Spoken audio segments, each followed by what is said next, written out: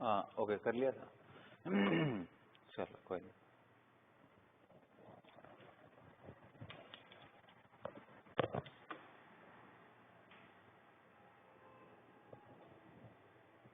Recording in progress. चलो सो फिर practice करते हैं। तो लास्ट क्लास में याद है मैंने आपको समझाया था कि अल्केन के बहुत लिमिटेड रिएक्शंस हैं, राइट। उनमें अगर आपको पहले उसको रिएक्टिव बनाना है तो आपको स्टार्ट करना चाहिए हैलोजिनेशन से, और एक बार ही हैलोजिनेशन हो गया, अब यहाँ से आप बहुत तरीके से आगे जा सकते हो, राइट। ये डिस्कस किया था। चलो, तो इसके बाद और भी आगे के सबसीक्वेंट रिएक्शंस किए थे हम लोगों ने। तो चलो आज इसी सीक्वेंस में ना थोड़ा और आगे बढ़ते हैं। Let us consider this CH3 and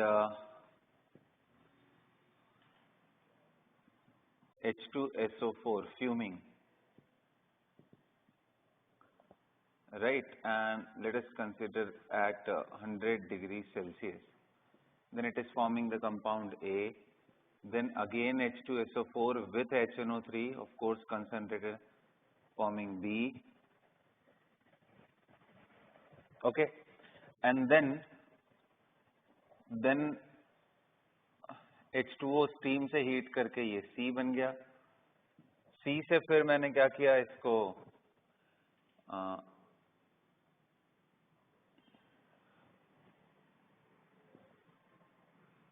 SnHCl में ऐड करके मैंने D बनाया, एंड D में जाने के बाद फिर मैंने NaNO2 और HCl लेकर के E बना दिया। E के बाद बेटा पोटेशियम आयोडाइड लेकर के मैंने F बना दिया। सो आइडेंटिफाई ABCDENF। गो अहेड, जल्दी करो।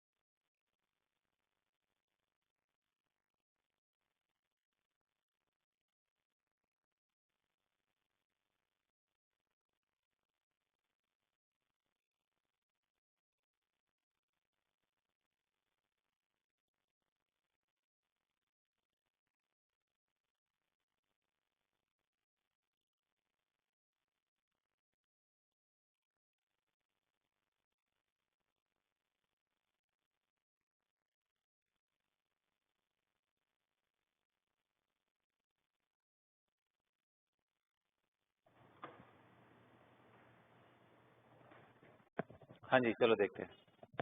कर लिया सबने? किसका पूरा हो चुका है? एफ तक कितने लोगों ने कर लिया? Raise your hand. नहीं हुआ? और देखते हैं कहाँ पे हर्डल हो रहा है। ये बताओ, फर्स्ट रीजन का कुछ यूज समझ आया कि H2SO4 जब भी हम कंसिडर करते हैं फ्यूमिंग H2SO4, तो इसका इलेक्ट्रोफाइल क्या है हमारे पास? SO3। अब प्रॉब्लम ये है कि ये SO3 ये सेंटर और ये सेंटर में से कहाँ पे जाएगा? मेन प्रोडक्ट के फॉर्म में। अगर ऑर्डिनरी में टेम्परेचर वगैरह नहीं देता तो आप बोलते दोनों बनेगा सर, मैंने स्पेसिफाई कर दिया। तो याद रखना इसके दो टेम्परेचर हैं। 25 डिग्री पे ये काइनेटिक प्रोडक्ट बनाता है और 100 डिग्री पे ये थर्मोडायनेमिक बनाता है, जो यूजुअली बहुत सारे केसेस में होता है। 25 पे ये काइनेटिक एंड 100 डिग्री सेल्सियस पे ये थर्मोडायनेमिक। तो 25 पे जब मैं काइनेटिक बोल रहा हूँ तो 25 डिग्री सेल्सियस पे आप कौन सा काइनेटिक है इनमें से? तो ये देखो, ये वाला जो सेंटर है ना, ये इस पे देखो, इसके दो इफेक्ट्स हैं यहाँ पे। एक तो हाइपर है बेटा और साथ में प्लस है। जो हाइपर का इंपॉर्टेंस है अगर मैं आपको बना के दिखाऊं,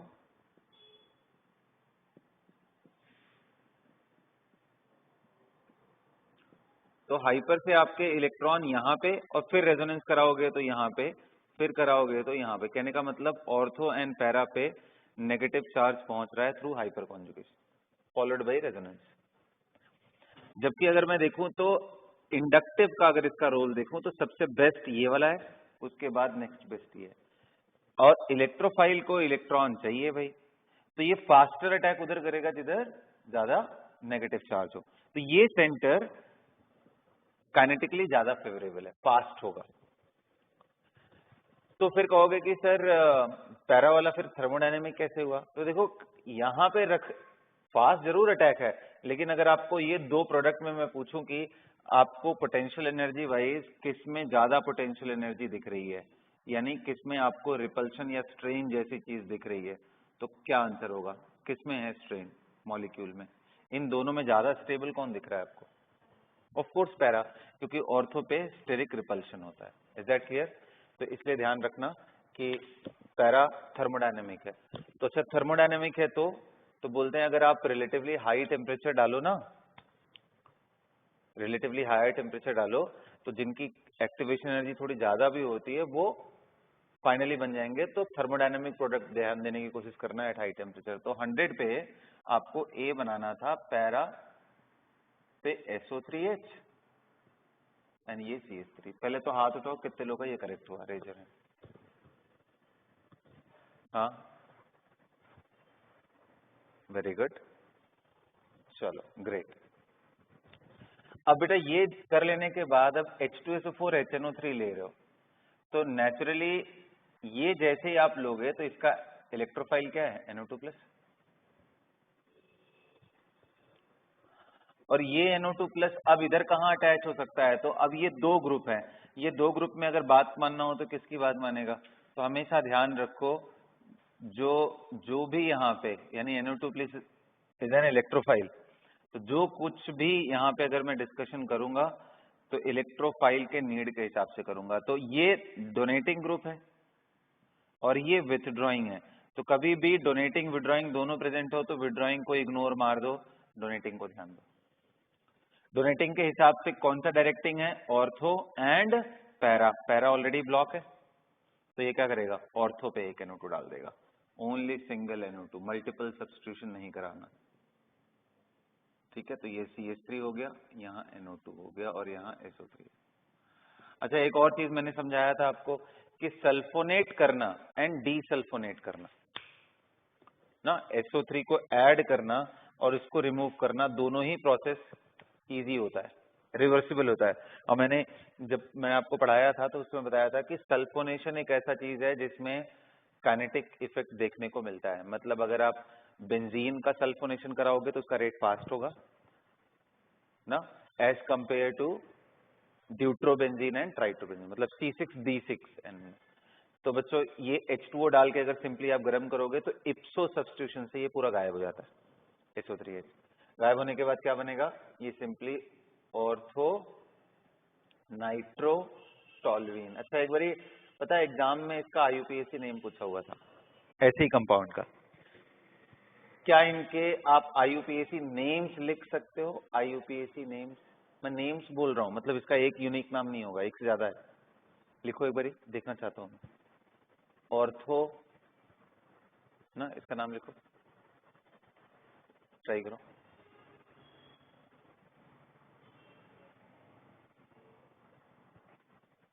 IUPAC नेम लिखो ये बेंजीन वाले कंपाउंड का।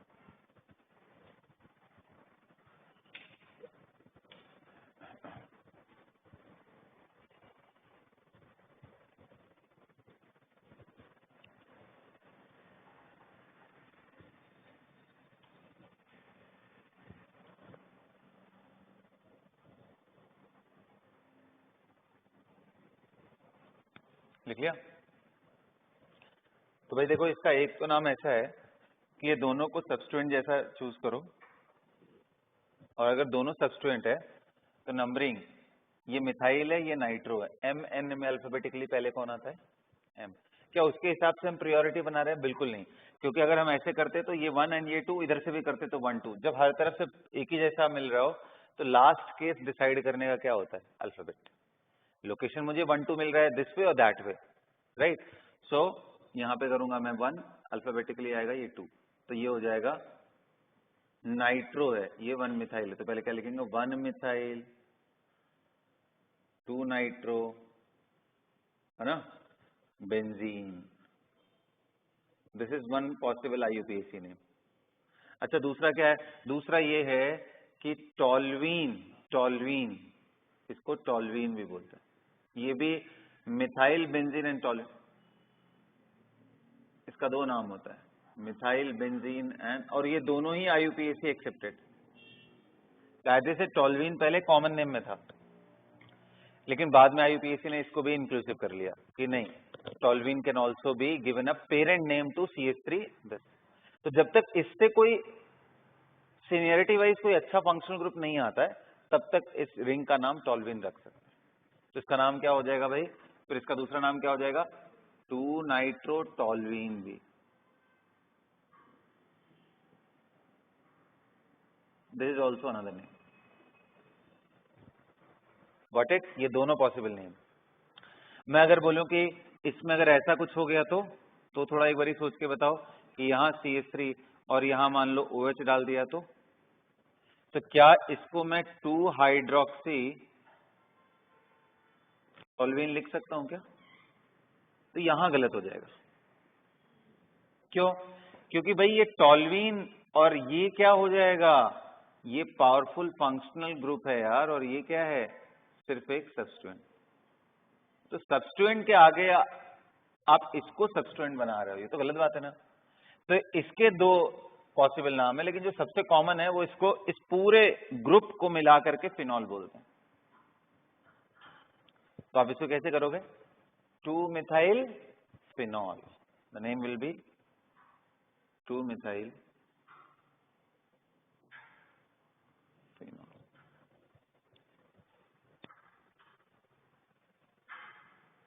अंडरस्टूड? तो ऐसे करके दिमाग में रखना है आपको। चलो आगे देखते हैं। हाँ जी, तो इसकी बात हो गई। हमारे पास क्या बन चुका था? क्या बन चुका है यहाँ पे C तक आते आते?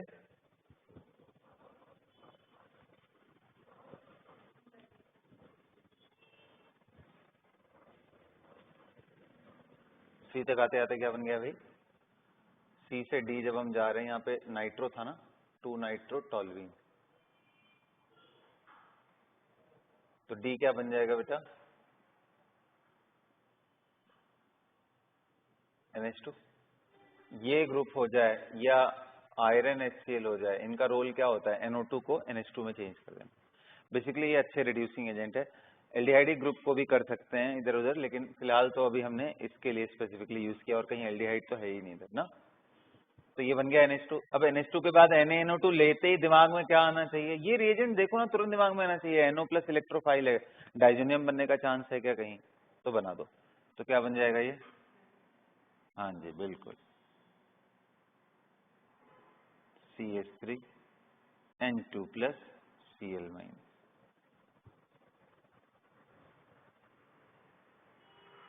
है ना।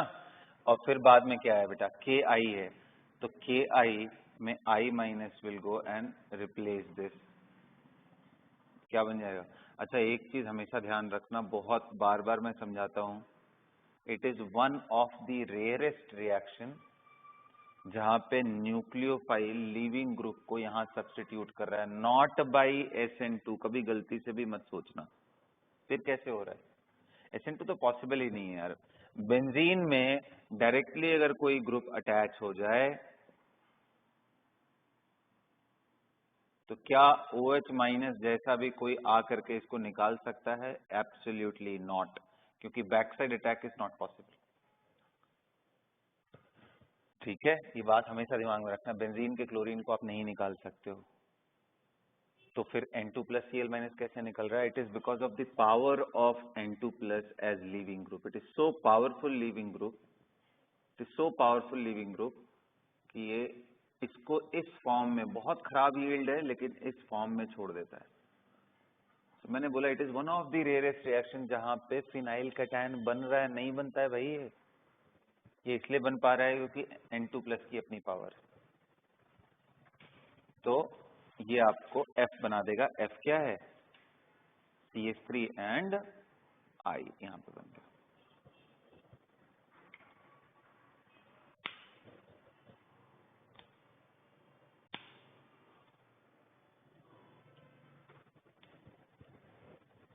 ध्यान रहेगा सबको। अब आगे बढ़े, है ना। चलो आगे देखते हैं।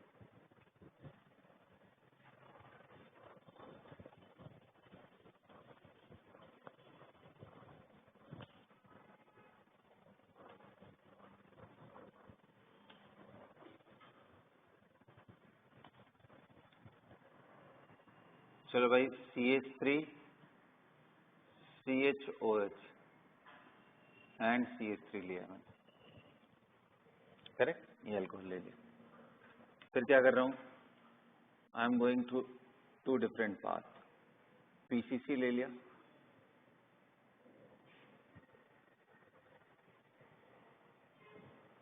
एंड दूसरा KMnO4H प्लस है।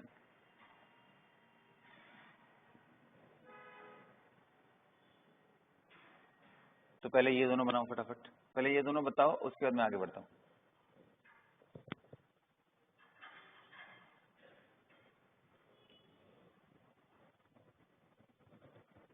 बताओ भाई, what is the role of PCC? बिल्कुल, अल्कोहल को किस में चेंज कर देगा वो?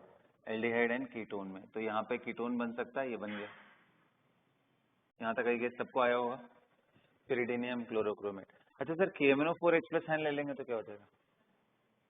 तो बिल्कुल नहीं, आंसर है यहाँ पे भी कीटोन ही बनने वाला है। वो कैसे? तो वो बेटा ऐसे कि अगर आपने एल्डिहाइड लिया है ना, मतलब सॉरी 1 डिग्री अल्कोहल लिया है, 1 डिग्री, ये 2 डिग्री अल्कोहल, तो 1 डिग्री अल्कोहल लिया है तो PCC लोगे तो क्या बन जाएगा? ये एल्डिहाइड, इसी पे रुक जाएगा। और हमेशा याद रखना, ये एल्डिहाइड एक हाइड्रोजन है जो ऑक्सीडाइज हो जाता है कार्बोक्सिलिक एसिड में।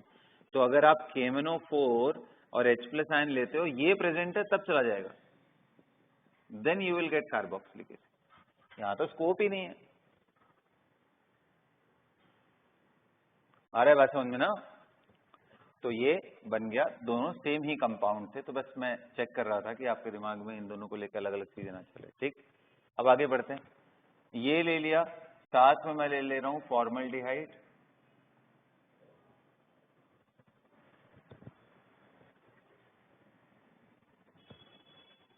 और OH माइनस एंड हीट। तो आप बनाओ यहाँ पे क्या बन रहा है।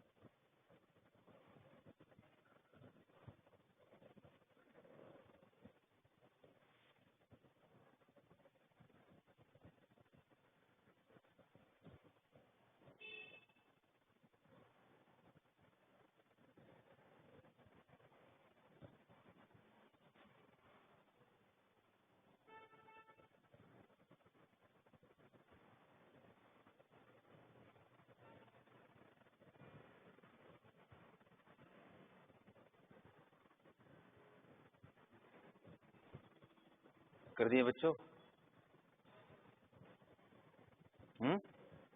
क्या किया यहाँ पे? तो आप देखो जैसे ही OH माइनस दिखे और एल्डिहाइड एंड कीटोन आपस में दिख रहे हो तो आपको बिल्कुल करना चाहिए ट्राई एल्डोहल कंडेंसेशन, है ना?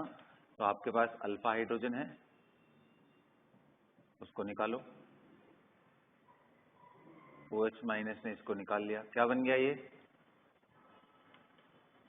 Enolate ion. ये जो इनोलेट आयन है स्टेबल है। ये नेगेटिव किस पे अटैक करेगा? ऑफ कोर्स दो पॉसिबिलिटी है, एक खुद पे यानी इस पे और दूसरा इस पे। तो फास्ट कौन होगा? ऑफ कोर्स ये, क्योंकि यहाँ पे न्यूक्लियोफिलिक अटैक सबसे इजी होगा, हिंड्रेंस नहीं है ज्यादा। तो ये बन गया, क्या बन गया यहाँ पे? HCO minus H and CH2CO CH3। Proton दे दो सोल्यूशन से,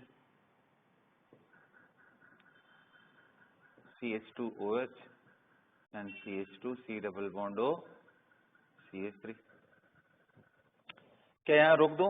बिल्कुल नहीं, देखो ध्यान से मैंने हीटिंग भी कर रखा है, तो डिहाइड्रेट हो जाएगा E1CB के थ्रू। OH माइनस कैसे मालूम चला कि E1CB? क्योंकि एक तो OH पुअर लिविंग ग्रुप है और यहाँ कार्बन आयन बन सकता है।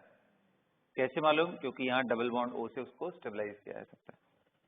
तो ऐसे करा दिया, यहाँ पे नेगेटिव आ गया, यहाँ CH3, ये अटैक किया बेटा और ये बाहर निकल गया। क्या बन गया ये? Double bond CH and CO CH3। Got it? चलो अब इसी में एक स्टेप और ऐड करता हूं, देखते हैं आप लोग क्या करते हो। Do it. HBr ऐड करो, क्या प्रोडक्ट आएगा इसका?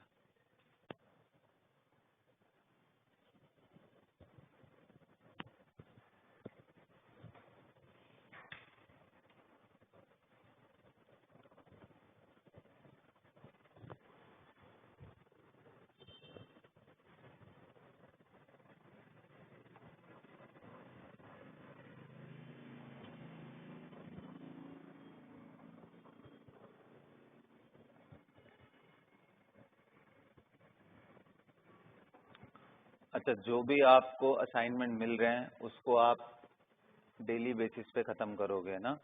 और देखो बहुत ओवरबर्डन भी नहीं हो आप, क्लासेस बहुत बैलेंस करके रखा गया है। Per day only 2 classes are there और आपको एक सब्जेक्ट हर दिन लिबर्टी मिल रही है कि उसको आप प्लान कर सकते हो अगर किसी पे लोड ज्यादा पड़ रहा है तो।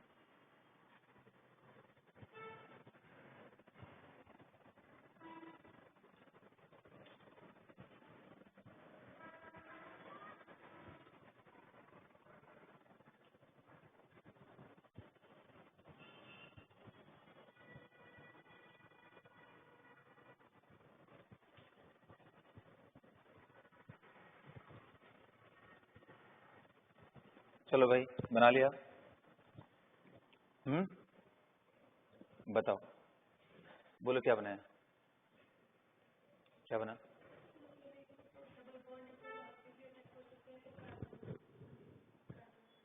तो क्या किया है वो बताओ मुझे, प्रोडक्ट क्या बनाया? क्या बनाया बताओ? मतलब आपने ये किया कि यहाँ पे Br डाल दिया ना, ये किया है? और भी कुछ किया है? नहीं? That's it? नहीं समझ नहीं पड़ा था क्या करना है? ये किया है? चलो हाँ जी, अंश क्या किया बेटा? अंश, अस्मित, दिवेक, कृष्णा, आप लोगों ने इससे Br बीटा पे लगाया। कितने लोगों ने बीटा पे लगाया है? कितने लोगों ने ये प्रोडक्ट बनाया है CH2Br? हाथ उठाओ।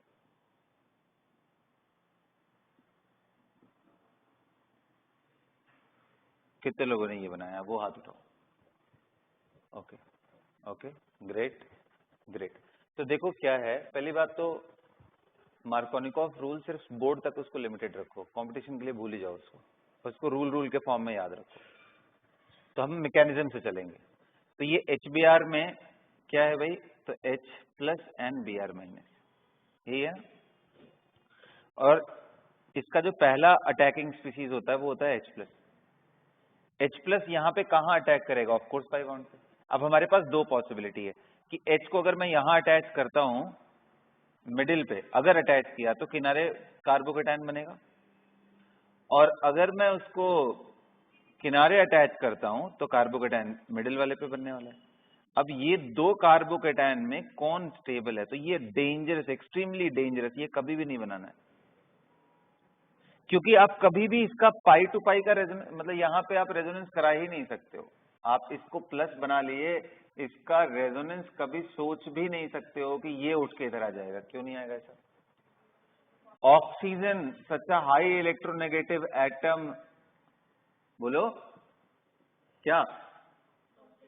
No, nowhere related to the positive charge.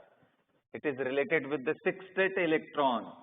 6 electron नहीं हो सकता है।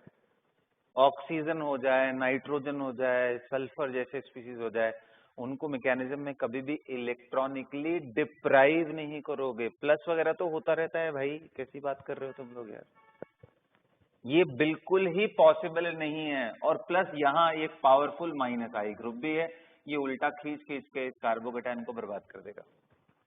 फिर उससे फार बेटर है कि कार्बोकेटायन इधर पहुंच जाए। 1 डिग्री है बट 2 हाइपर कॉन्जुगेशन तो मिल रहे हैं, कम से कम यहां रहता तो बेचारा हालत खराब हो जाती, इधर खींच रहा है। और देखो डिस्टेंस के साथ इंडक्टिव काफी तेजी से डिक्रीज करता है, इसलिए ये कार्बोकेटायन स्टेबल है। और अगर आप स्टेबल कार्बोकेटायन से बनाओगे तो प्रोडक्ट कौन सा आएगा? ये आएगा, ये नहीं। तो आपने देखा मार्कोनिकॉफ रूल फॉलो नहीं होते, इसलिए मैकेनिज्म से सोचना है। ठीक है, अभी ये सब गलतियां नहीं करनी है आगे चल करके। चलो आगे देखते हैं।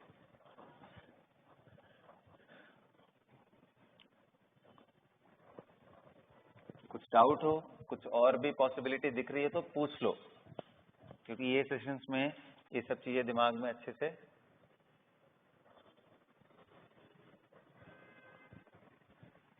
देखो। जितने बच्चे चंडीगढ़ हो और पास के ही डिस्टेंस पे हो, जिनको बोर्ड ज्यादा कुछ नहीं लिखना उखना है, या उनको क्लासरूम के अंदर रहना चाहिए मेरे हिसाब से ना, यहाँ बैठ के पढ़ना चाहिए। अभी ज्यादा डिस्टरबेंस भी नहीं है, सारे बैचेस भी नहीं है, आप आओ, आप बैठ करके पढ़ो, यहीं पे जरूरी है। सिद्धार्थ, अंश, हाँ ना, तो यहाँ बैठ करके पढ़ना है। ये 10-15 मिनट जो आपके आने जाने का टाइम है ना, वो बचा करके बहुत कुछ नहीं करना है। वो 15 मिनट जाने दो, कोई बात नहीं, यहाँ बैठ के पढ़ने का इम्पैक्ट अलग है। ठीक है, चलो नेक्स्ट देखते हैं। तो अब भाई इसके बाद मैं एक काम करता हूँ, यहाँ से स्टार्ट करता हूँ। ठीक है, देखते हैं तुम लोग क्या करते हो।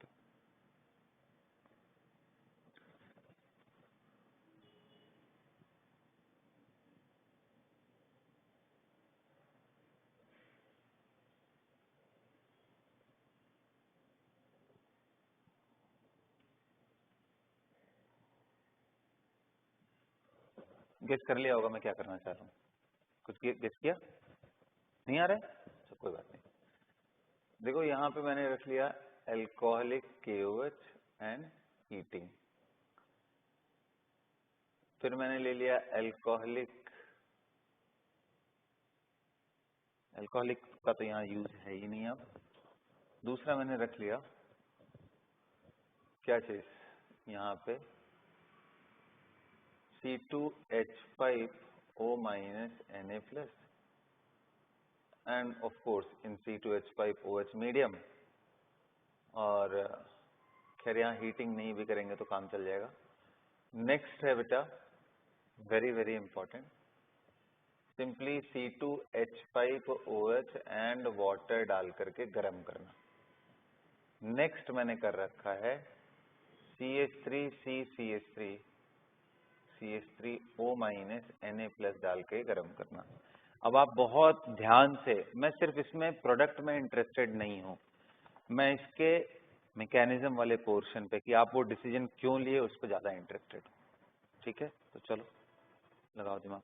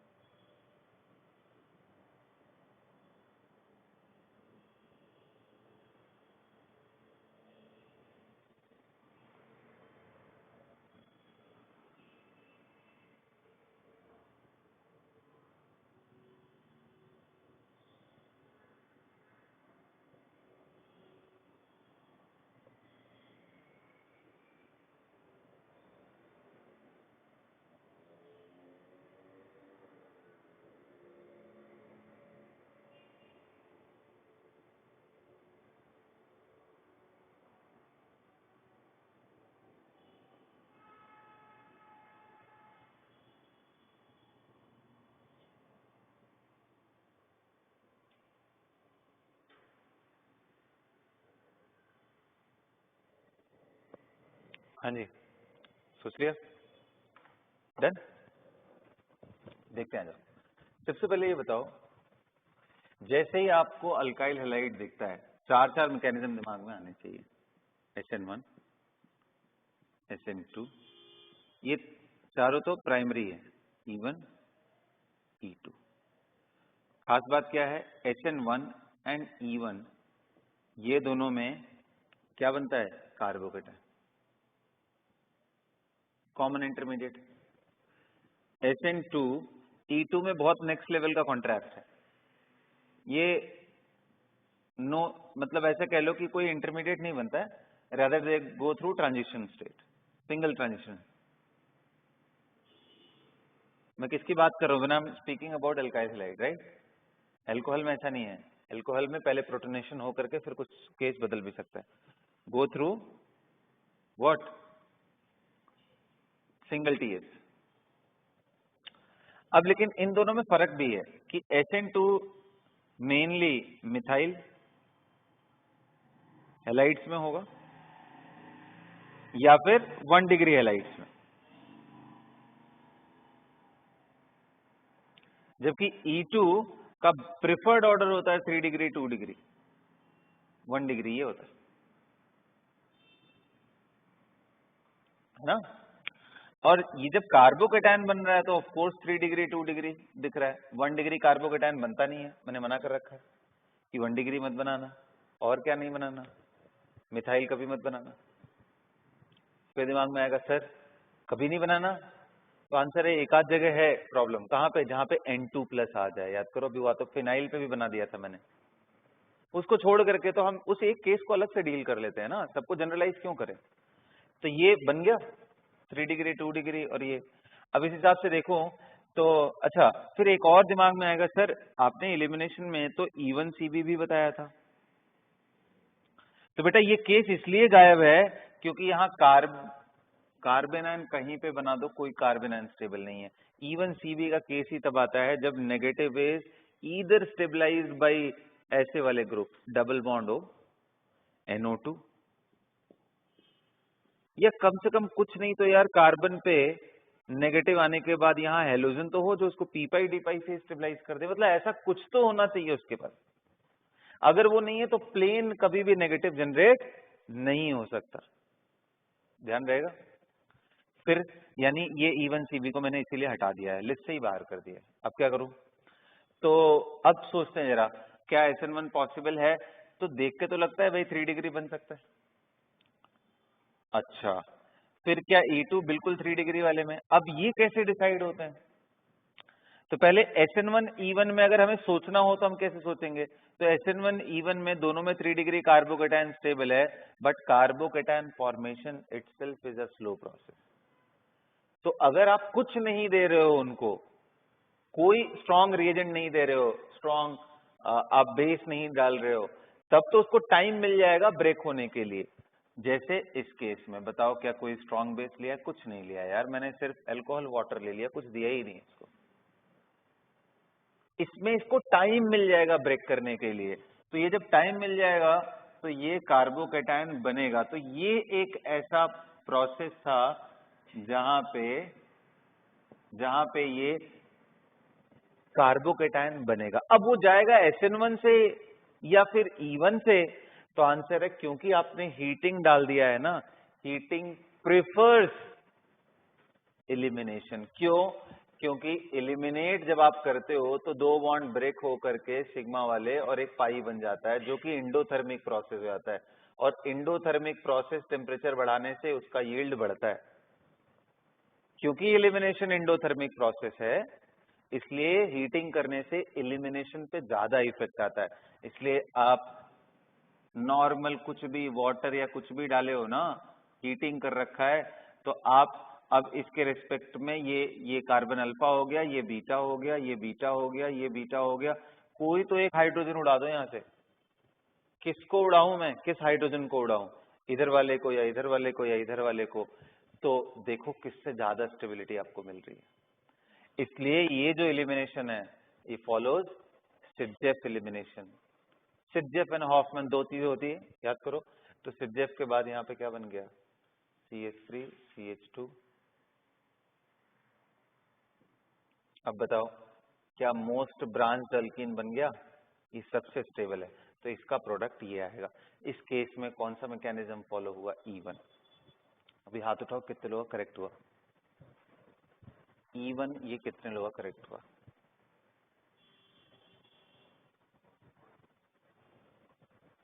चलो बहुत बढ़िया। मैत्रेयी सारा मैकेनिज्म जितना पढ़ाया हुआ है वो सब रिवाइज कर लो अच्छे से, है ना। अंश अभी टाइम है, तुम भी टाइम दे करके इन पे प्रैक्टिस में लेके आओ। तुम्हारे साथ बस एक ही कमी है, प्रैक्टिस नहीं हुई अच्छे से।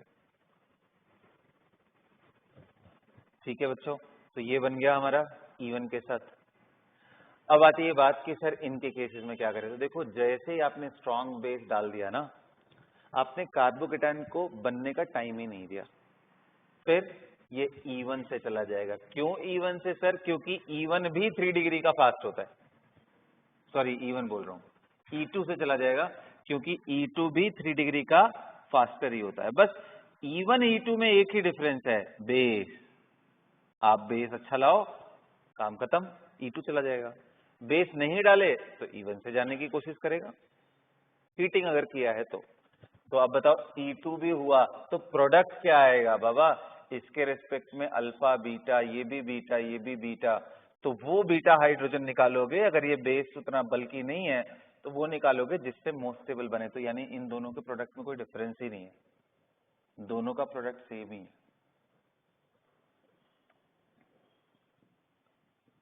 यही रहने वाला है, इसका इसका प्रोडक्ट दोनों का सेम ही है।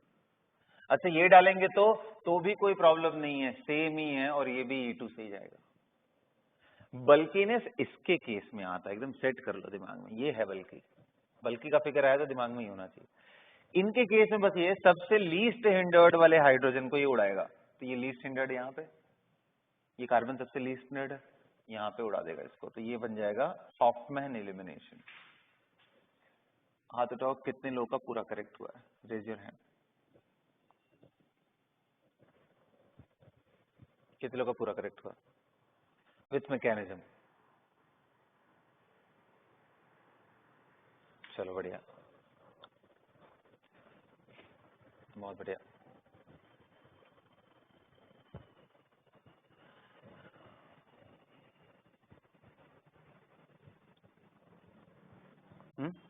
मिटा दो इसे।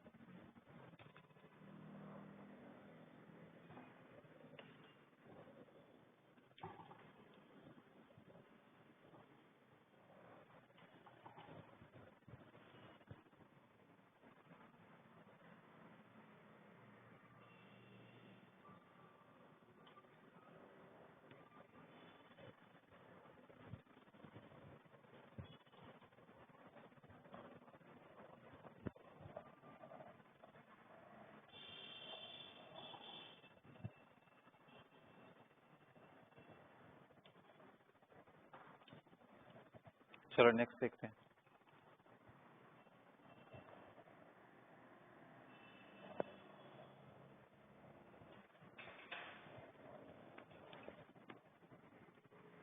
नेक्स्ट देखते हैं।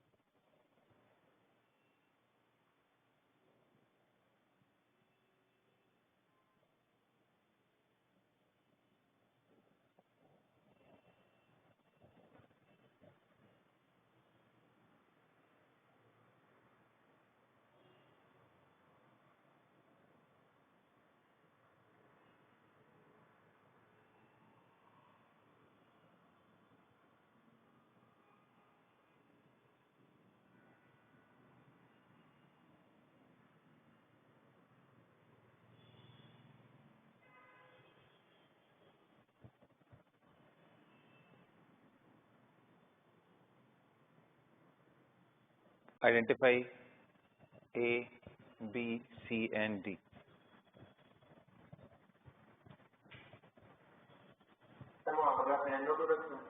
क्या बेटा? बी के बाद रिएक्शन करो। ऑक्सीजन है O2।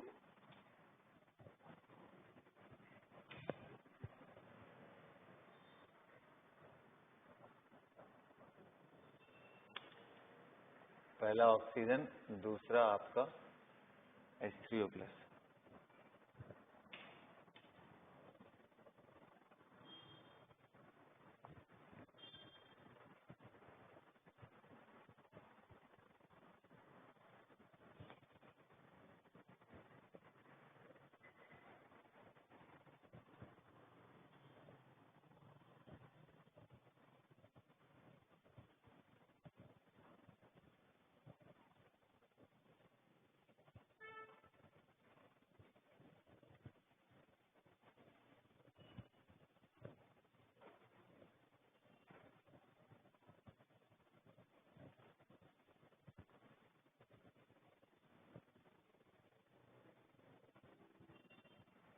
बिल्कुल नाइस। कितने लोग का हो गया हाथ उठाओ।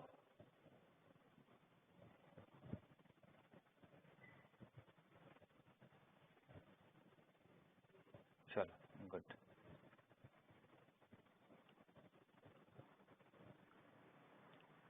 चलो जहां तक आ रहा है वहां तक तो करो। मतलब ए तो क्लियर होगा। ए जब लेके आओगे तो ये ब्रोमीन है, इसलिए यहाँ पे आएगा तो ये बन जाएगा CH3CHBr। सबको यहाँ तक क्लियर है? उसके बाद AlBr3 लुईस एसिड है बेटा, तो इसको लेके जाएगा वो कैसे? Br will give lone pair to vacant orbital of AlBr3। तो इसको यहाँ से ब्रेक कर देना तो कार्बोकेटायन बन जाएगा। अब बेंजीन है, बेंजीन पे ये कार्बोकेटायन अटैक कराओगे तो क्या बन जाएगा? क्यूमीन। देखो ना, इसको बोलते हैं आइसोप्रोपाइल बेंजीन, आइसोप्रोपाइल बेंजीन। और इसका ये ट्रेडमार्क रिएक्शन है जो मैं लिखवा रहा हूँ, राइट? या इसी को क्यूमीन बोलते हैं।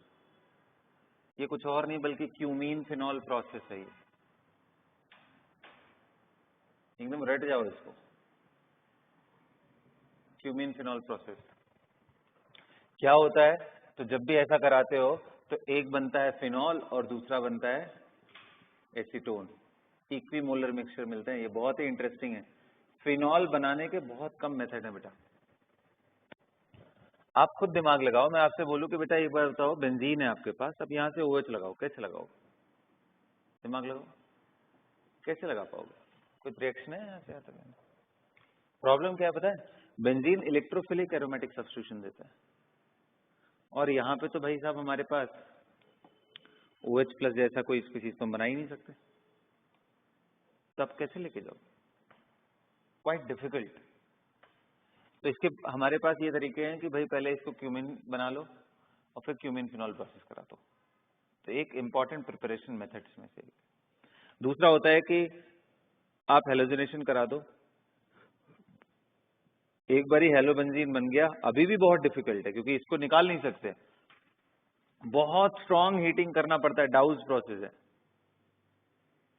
वहां पे NaOH जैसे स्पीशीज को डाल के फ्यूज कराते हैं इसको, तब जाकर के ये क्या बनता है? फिनॉक्साइड। बहुत अच्छा रिएक्शन नहीं है, बहुत खराब है।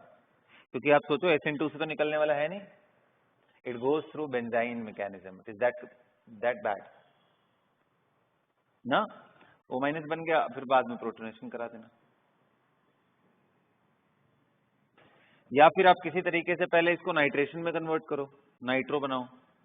नाइट्रो के बाद आप इसको NH2 में लेके आओ, अभी सिखाया था।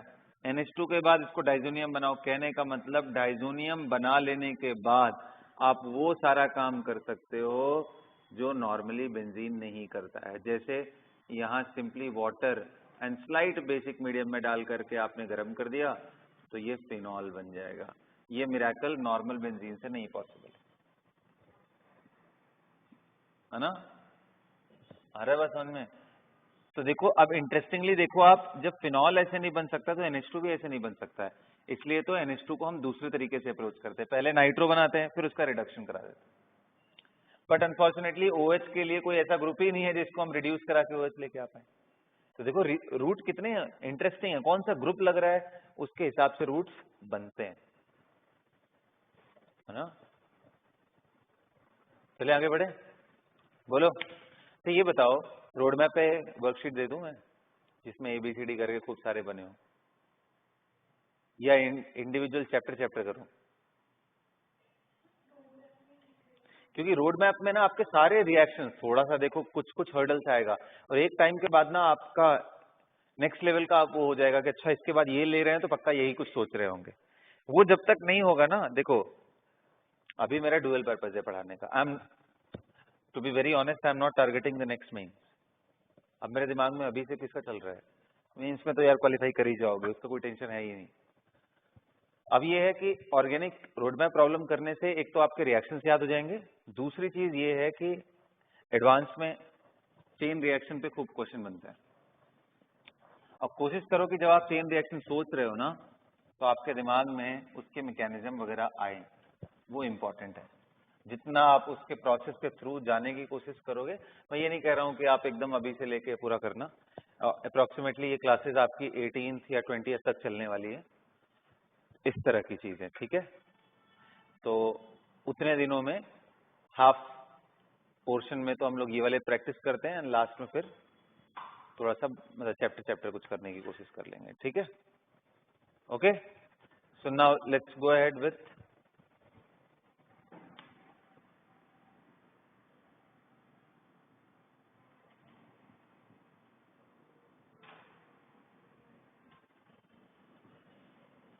कुछ कोशिश करते हैं और नया ना?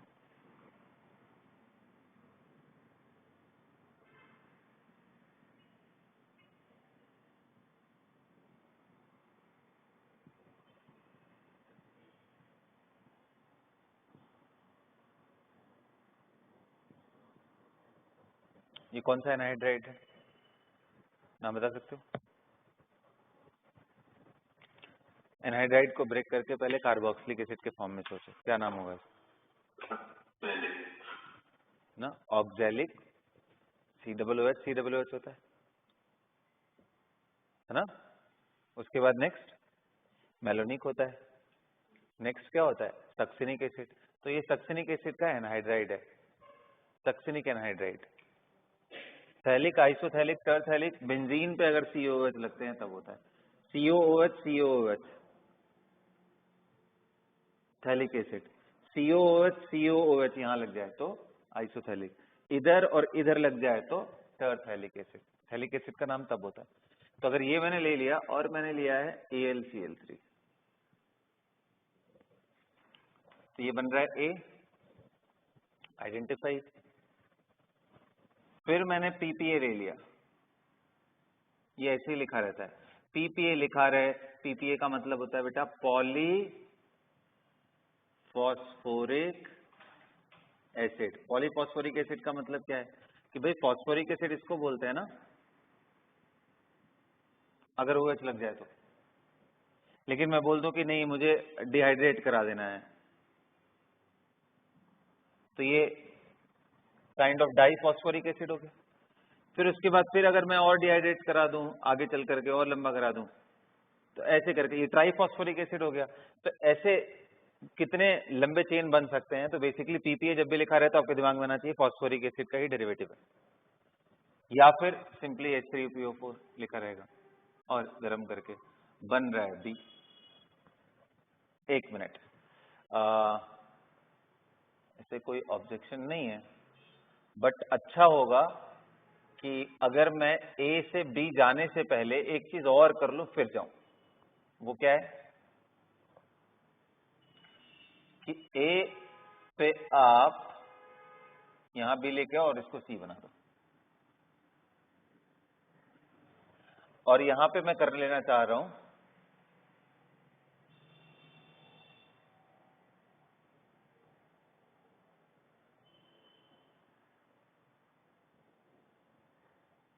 Zinc Hg HCl। Zinc HgHcl, ये बना बी, बी के बाद PPA डाल करके क्या बना दिया मैंने, सी, है ना, ओके। एंड सी पे मैंने डाल दिया NH2NH2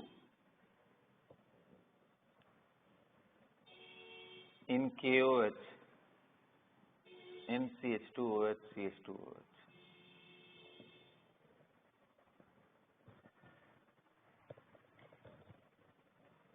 Identify ABCD.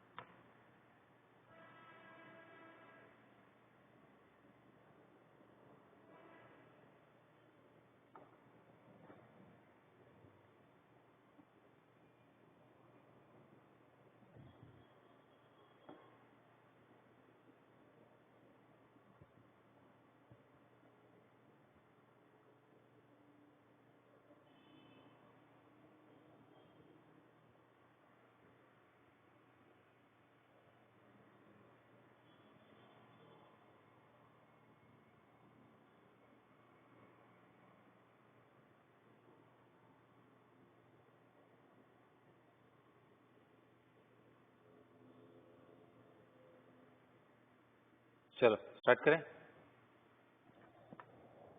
कर लिया आपने, चलो उसे ट्राई कर लो, कोशिश करो कि आप मैकेनिज्म सोचते हुए चलो उसमें ना क्या हो रहा होगा।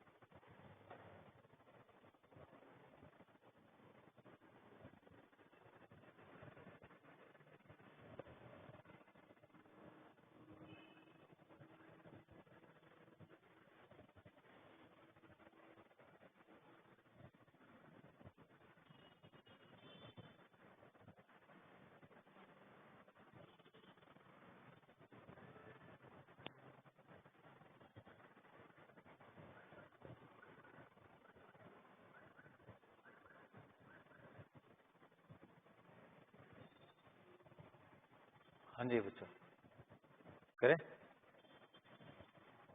करें स्टार्ट, आ जाओ देखते हैं। देखो जो AlCl3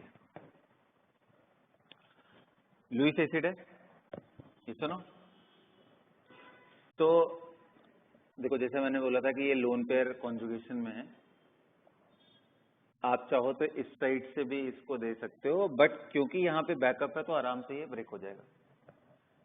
तो लेट अस कंसिडर कि ये इसी जगह से जा रहा है, तो मैं दिखाने की कोशिश करता हूँ। वैसे अगर आप बुक में देखोगे ना तो उसमें यही लोन पेयर गायब किया बीच वाला, ये इधर से तो बड़ा इजी है, दिख जाएगा, ये गया, इस पे कैसा चार्ज आ गया उसके बाद, पॉजिटिव,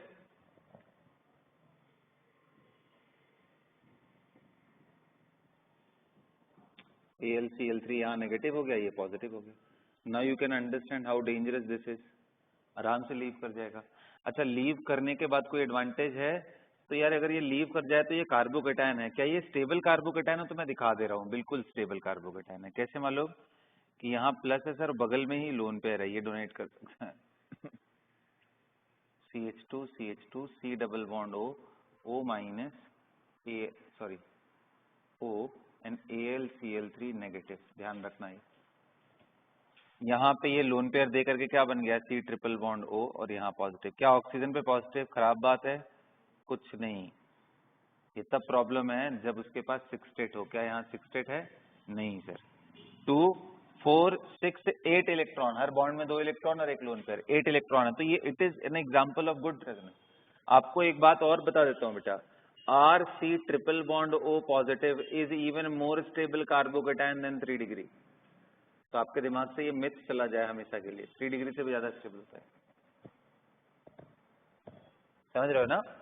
तो ये अच्छा है कार्बोकेटायन। तो चलो फिर अब क्या करेंगे? तो हमें मालूम चल गया कि यार यहाँ पे सेंटर है, ये इलेक्ट्रोफाइल है इस जगह से। तो अगले स्टेप में क्या होगा? यही इलेक्ट्रोफाइल में यहाँ अटैच कर दूंगा किसी एक पोजीशन पे। तो चलो मेरा जो प्रोडक्ट है वो ऐसा बनने वाला है कि C डबल बॉन्ड O, ये देखो यही को, इसी को मैंने अटैच कर दिया। उसके बाद 2 कार्बन नॉर्मल, फिर तीसरे पे क्या है? C double bond O and O minus AlCl3 negative था। लेकिन जैसे ही आप यहाँ रिप्लेस कर रहे होगे तो इसका H प्लस तो निकल के आएगा ना, वो H प्लस और O माइनस मिलके क्या बना लेंगे? OH। तो बेसिकली आपका AlCl3 फ्री हो गया। अब क्या AlCl3 किसी काम का है? अब किसी काम का नहीं है। ये कार्बोक्सिलिक एसिड है और ये C डबल बॉन्ड है। अब याद है जिंक HgHcl किसके लिए यूज होता है? इसको देखो तब भी ध्यान में आना चाहिए, क्लेमेंशन रिडक्शन। और ये देखो पिछला जो वर्कशीट मैंने आपको दिया है उसमें अल्केन के प्रिपरेशन मेथड्स में से है ये रिएक्शन, देख लेना। सेकंड थर्ड रिएक्शन में से एक है, कुछ बहुत लिमिटेड रिएक्शन मैंने बताया उसमें, उसको देखते चलो ना। तो ये गायब हो जाएगा डबल बॉन्ड हो, और क्या आ जाएगा यहाँ पे? Simple, it will be a simple C double, ये गायब हो गया। कितने कार्बन आ जाएंगे? 1 2 3 1 2 3 एंड फोर्थ पे CO। अब देखो यहीं पे रोल आता है फॉस्फोरिक एसिड का, क्योंकि फॉस्फोरिक एसिड पे H प्लस आयन का सोर्स तो है बट वो अच्छा न्यूक्लियोफाइल है नहीं। तो वो क्या करेगा? इसको वाटर बना के निकाल देगा, H प्लस अटैक करेगा और फिर यहाँ पे देखो ये स्टेबल कार्बोकेटायन बनेगा जैसे यहाँ बना था।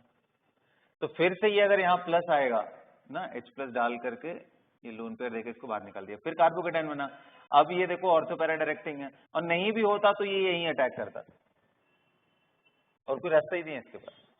तो अब जब यहाँ अटैक कराओगे तो फिर से ये प्लस यहाँ जुड़ जाएगा। तो अब देखो 1 2 3 4 5 एंड ये 6 मेंबर रिंग बन जाएगा। तो C जो बनने वाला है वो ये,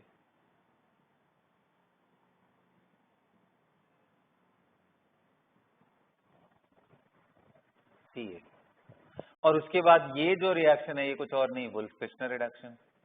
ये डबल बॉन्ड को तो क्या बना दिया? D को।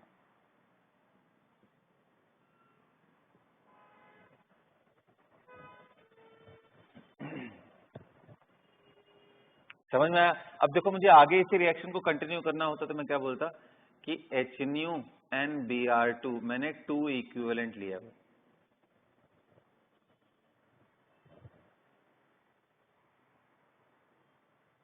उसके बाद मैंने क्या किया? ये जो बन रहा है E, इसको मैंने अल्कोहलिक KOH के साथ गर्म कर दिया, तो बन रहा है F। तो बनाओ, आगे चल के बनाते जाओ।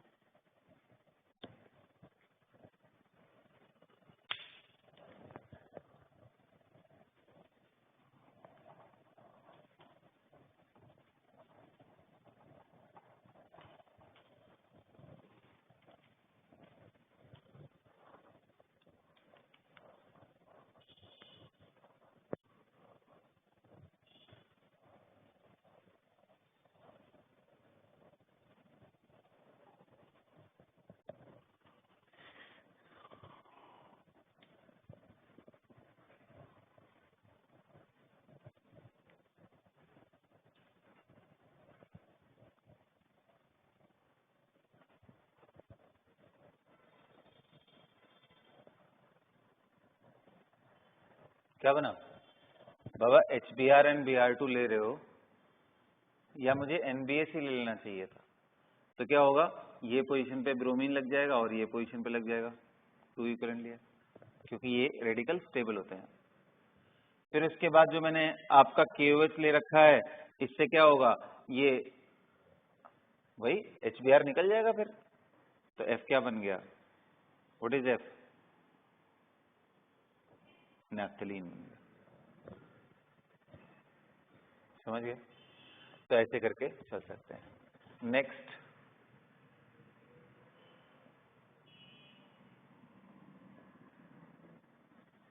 बताओ O3 जिंक वाटर, सुना ए, OH मैंने डाल के गर्म कर दिया, बन रहा है B. Identify A B.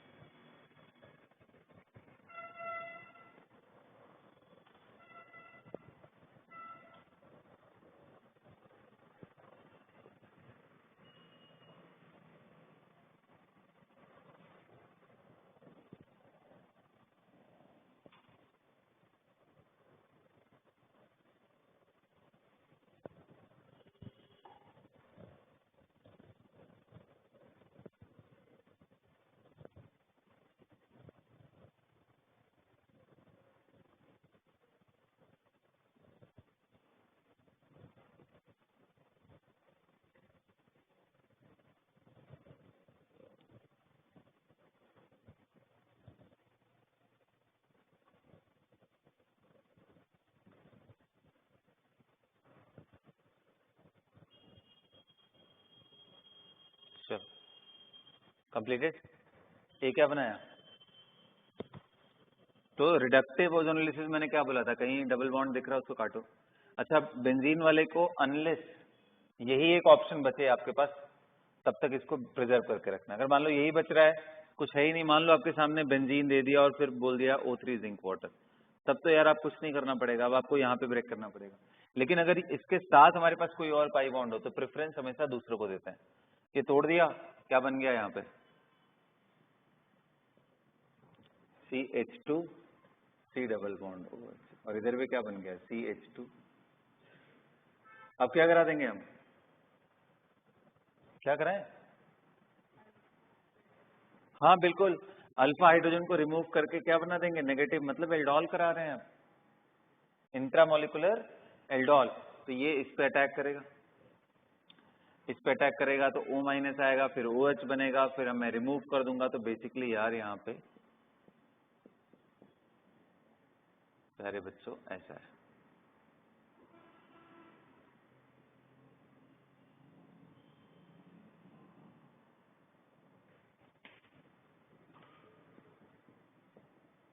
Is that clear, make sense? ये बन गया, देख लो, कोई दिक्कत हो तो बताओ मुझे।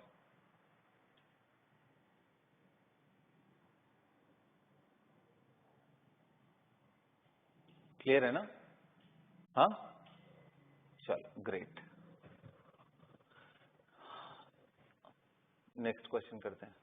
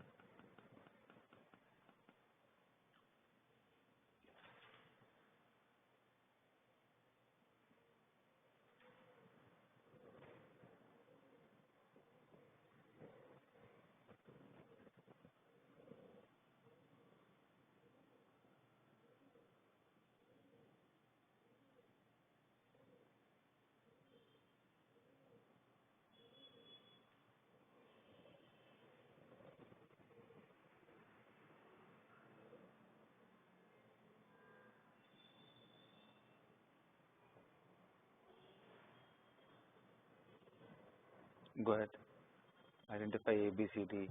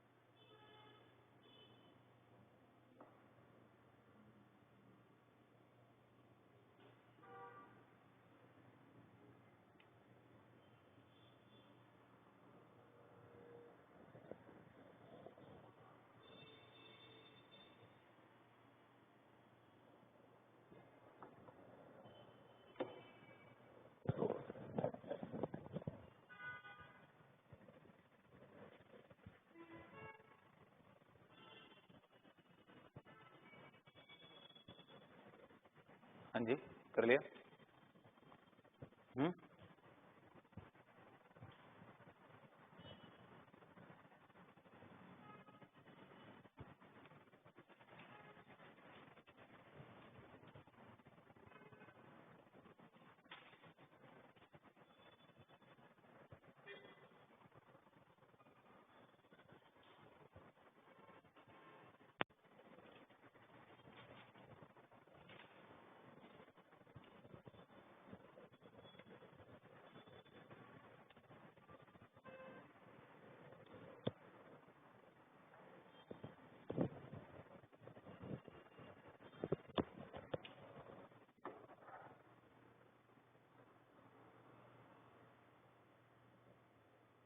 कर लिया बेटा? हाँ, चलो देखते हैं। तो पहला वाला तो देखो, एनबीए मतलब ये आप जब करा रहे हो तो यहाँ पे बिल्कुल कहने का मतलब कि ये बनने वाला है। यहाँ तक सबको क्लियर है? क्यों Shreyansh, is that clear? Yes sir. इसके बाद आप देखो एनबीएस जब ले रहे हो तो एनबीएस अलाइलिक पोजीशन वाले पोजीशन पे गायब करता है, तो दिमाग में नहीं आ रहा है यार ये बी प्लस सी कैसे बन रहा है? बिल्कुल सही, क्योंकि सर वो वहां पे बेसिकली रेडिकल क्रिएट करता है एज एन इंटरमीडिएट, और वो रेडिकल तो आपस में रेजोनेंस, तो अगर आप रेजोनेंस कर लोगे तो ये बन जाएगा। अब भाई ये दो अल्कीन में ज्यादा स्टेबल अल्कीन कौन है? ये नीचे वाला, क्योंकि अल्फा हाइड्रोजन ज्यादा मिलेंगे, इसलिए जो सी है मैंने लिखा है सी इज थर्मोडायनेमिकली मोर स्टेबल, तो आपको समझना चाहिए था कि ब्रोमीन यहां आ रहा है।